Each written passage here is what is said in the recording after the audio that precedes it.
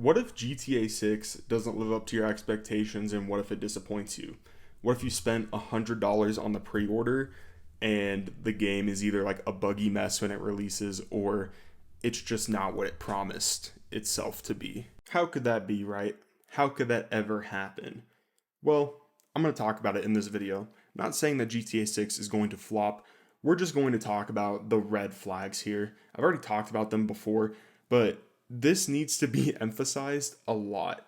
Now, look, GTA 6 is by no means a financial failure. It has pretty much sold $240 million worth of pre-orders already. A lot of people are saying that that's $3 billion worth of pre-orders. That's completely absurd. That's actually just factually wrong. You can look it up. It's 240 million, which is still a lot. That is no chump change by any means. So yeah, this game's probably not going to be a financial failure, but we might be overhyping it a lot here. And I want to emphasize the might. I would love to be proven wrong. I would love to be proven wrong. But there are some massive concerns that we have to address. So let's go ahead and start with what they did with GTA Online recently. Now, I don't play GTA Online. It's just not for me. Long story short, what you need to know if you also don't play GTA Online, they basically made it so the rewards from certain heists give you less money, therefore encouraging you to purchase microtransactions and shark cards, as they're called.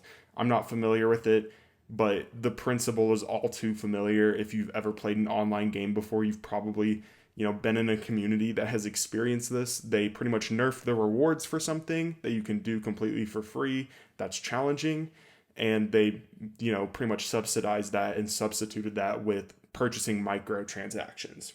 Classic move. That's a huge red flag, okay? Rockstar has been nickel and diming y'all for so long. Like, dude, oh my gosh, the GTA pre-order situation, like the game is $80 already. Not necessarily the biggest deal in the world, but if we're being honest with ourselves, if everything we're seeing is true with the deluxe edition, the game basically costs $100 if you want the full game. Absurd, completely ridiculous in my opinion. And I can already see you typing in the comments right now like, did you not see the trailer? It's going to be the best game ever. It's going to be so groundbreaking. Of course it's going to be $100. I will pay $200 for it. It's going to have hundreds of hours of content. It's going to be the best game ever. Did you not watch the trailers?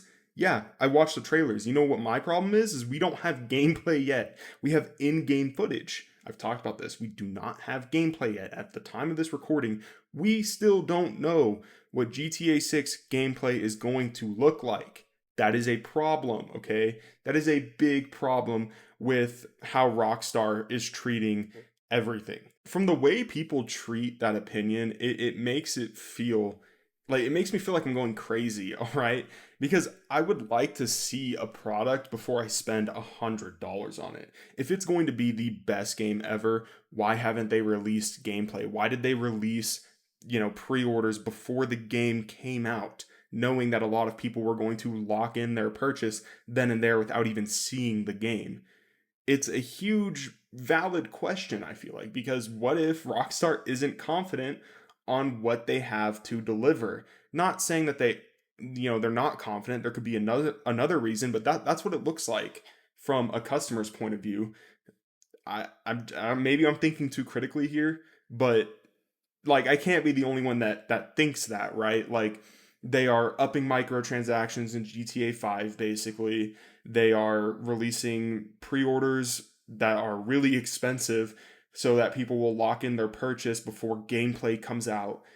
I don't know, man. It just feels really strategic and intentional. And honestly, GTA 6 releasing pre-orders and upping microtransactions and all this stuff, it wouldn't be as big of an issue for me personally if these next two reports were not made. Let's go ahead and dive into these two reports that give us some alarm bells, in my opinion. Let's go ahead and get into the first report. And I want you guys to look into this yourselves. All right? That's all I'm saying. GTA 6 is widely speculated to be 30 frames per second on launch.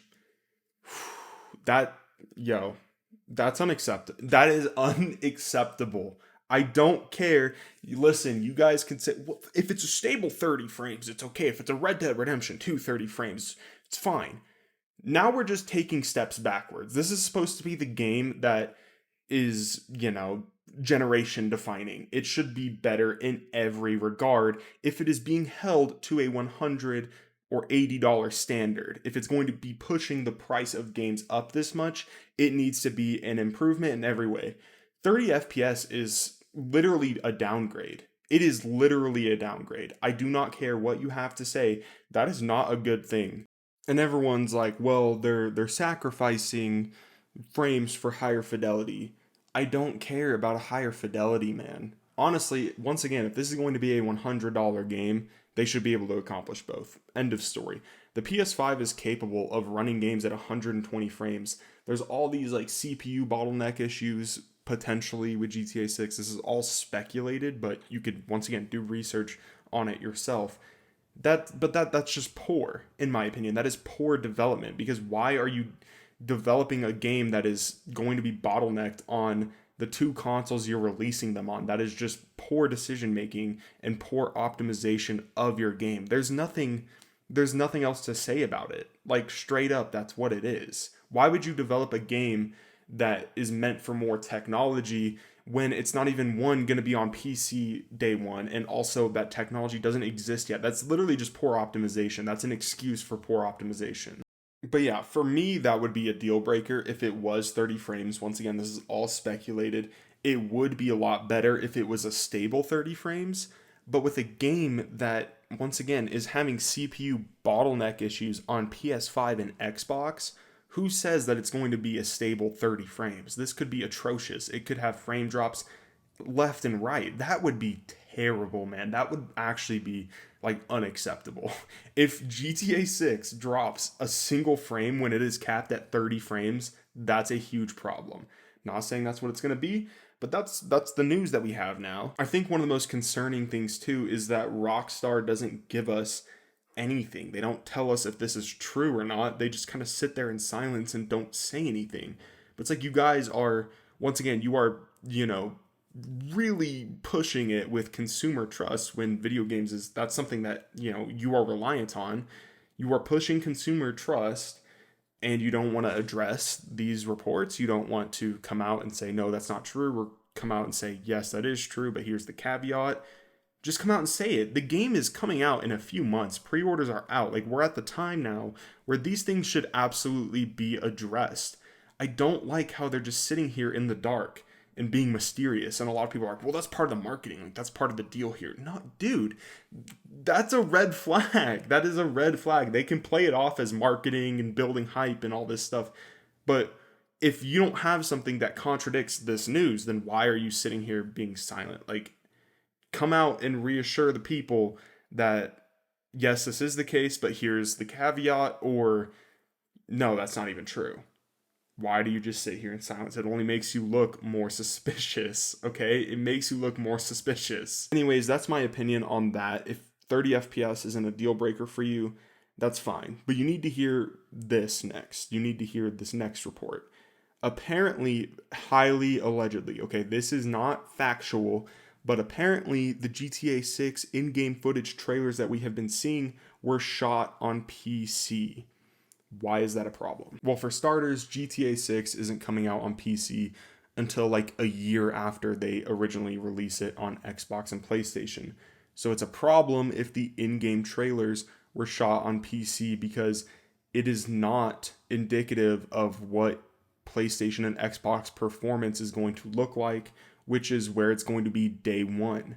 Once again, if this is true and the game trailers were shot on PC, why is it not coming to PC immediately as well? Why is it only coming to PlayStation and Xbox? And why would they potentially be trying to cover that up and not say anything about it? Why wouldn't they just show us console footage? Well, it's to make it look like it runs better on console than it actually does. It's as simple as that. And once again, this is alleged. This is not true, but there are some pretty credible sources reporting on it. So I would definitely look into it. Just look up GTA 6 trailer shot on PC. It's a very interesting rabbit hole. And once again, Rockstar hasn't really done anything to disprove that. They really haven't, especially with when you combine that with the report that consoles are going to be at 30 frames and their CPU bottlenecking issues. It would make sense that they shoot the trailer on PC. But once again, that wouldn't be indicative of console performance, which is a huge red flag because this is where these games are going to be day one. Now, definitely approach those reports with skepticism. Look into it on your own. I'm still skeptical about them. I'm not saying that they're fact. It's very important that I say this here.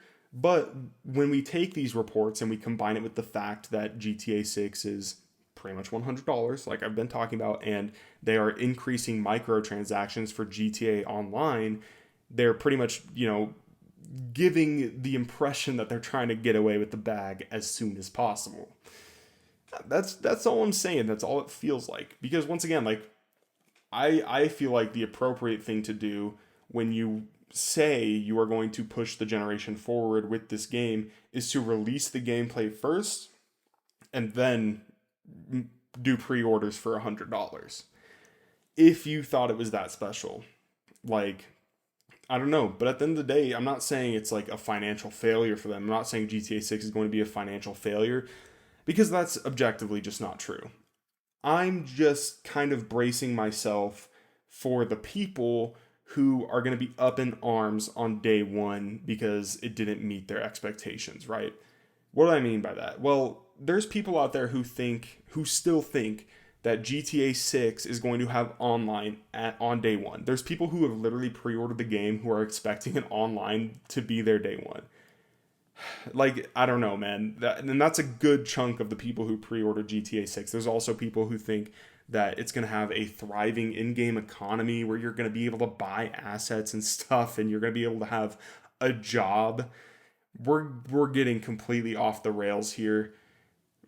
It's unbelievable. GTA 6 online is probably not even going to be a thing within the first year and a half to 2 years. I wouldn't even be surprised if that was the case.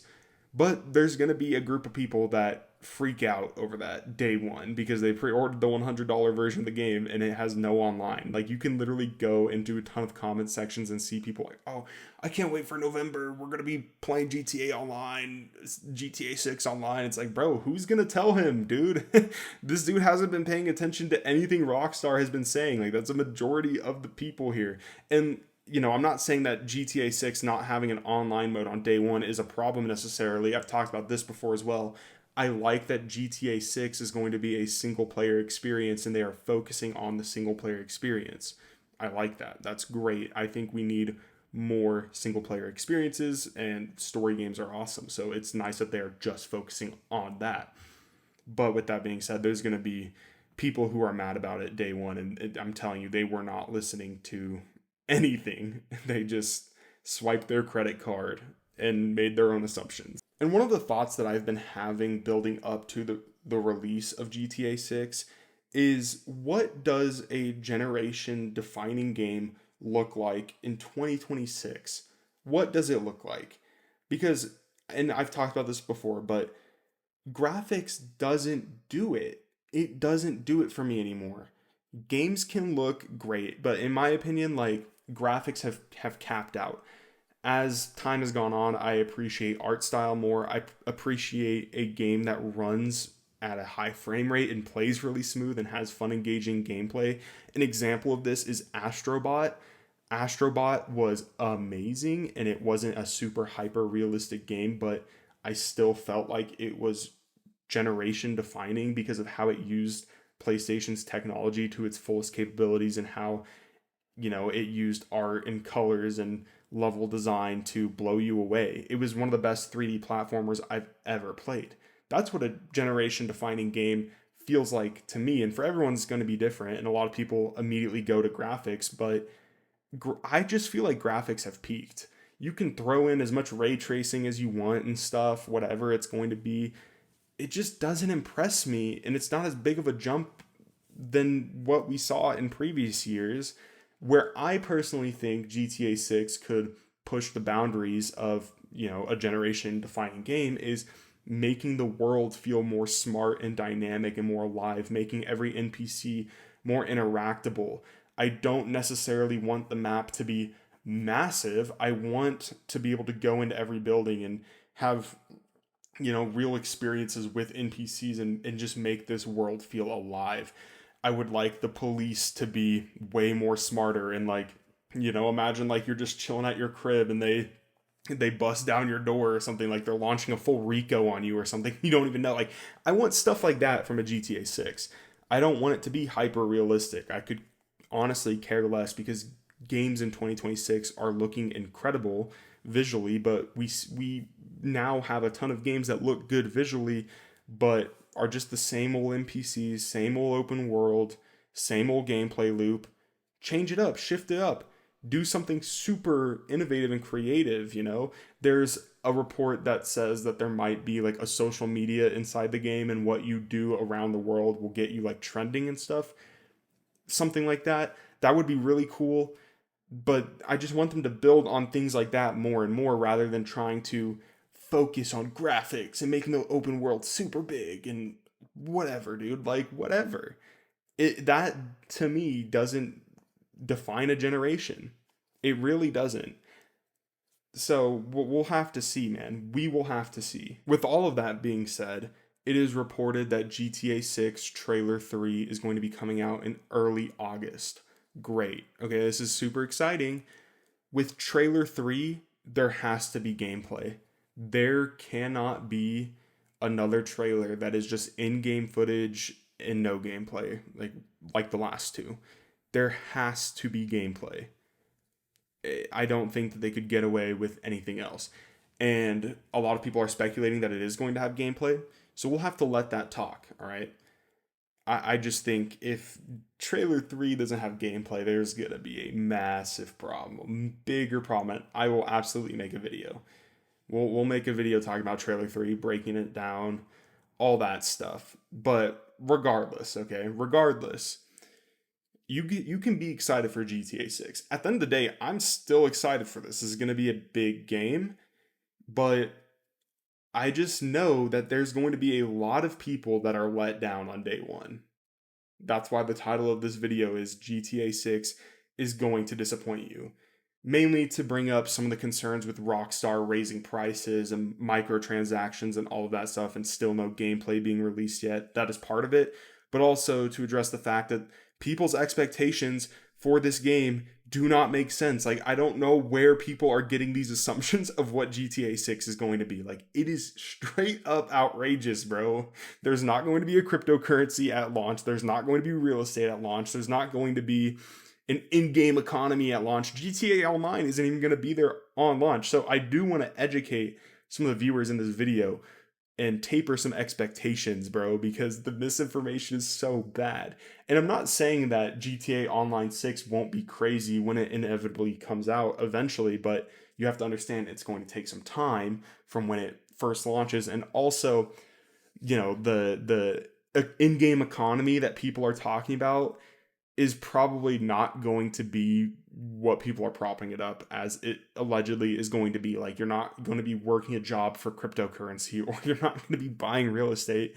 It might have something similar to like Counter-Strike. If you guys have ever played Counter-Strike, there's a not third party, it's a Steam marketplace where you can sell your skins, you can sell your knives, you can buy knives from people. And because of that player trading system, that economy there, prices can go up and down, they can fluctuate. People consider their Counter-Strike knives to be assets. Cool, right? It might have something adjacent to that, but in that sense, like, that took years and years for Counter-Strike to build, and it will probably take the same for GTA Online to build. And we don't even know if that's going to happen, because another thing is GTA and Rockstar more specifically has pushed back against cryptocurrency ideas. They've definitely pushed back on that idea, and people still keep hammering this idea home that this is going to be a thing when Rockstar has showed no indication of wanting to have a live player economy and enabling player trade in a sense like that. They literally have not said anything about that, and people are over here already doubling down saying that they're going to be a janitor in Aiden Ross's server. Like, dude, that's a problem. That is a problem, because like I said, I would say probably about 40 to 50% of the people that pre-ordered GTA 6 think that online is going to be their day one. I would be willing to bet on that statistic. And I know on day one you're gonna see some whiners, and it's gonna be hilarious because it's on them. They didn't pay attention whatsoever to what was going on building up to the release. Not saying that GTA Online needs to have an online mode though. I really like that Rockstar. This is one of the green flags with GTA 6 is that Rockstar is not pushing an online mode at launch and they are focusing on the single player experience, and that's what it's going to be on day one. It's not going to be, some online live service game. They totally could have gone that route, and I was fully expecting them to go that route, but it's nice to hear that they are focusing on the single player experience and they're sticking to their guns there. Great, that's awesome. But I just can't wait, man. GTA 6 launch date is going to be very interesting to say the least. And GTA 6 trailer 3 is going to be incredibly interesting as well. We are definitely going to be talking about that. I'm excited to see it. I really do think they have to have gameplay here, though. Anyways, that's going to do it for the video. Let me know what you guys think about this video. Let me know what you have to say. This is a really interesting conversation to have right now. And yeah, I'm willing to, have a conversation with anyone. If you have a opposing take to me, that's great. Like, let's talk about it. Yeah, just wanted to put my 2 cents out there, and I'll see you guys in the next video. Peace.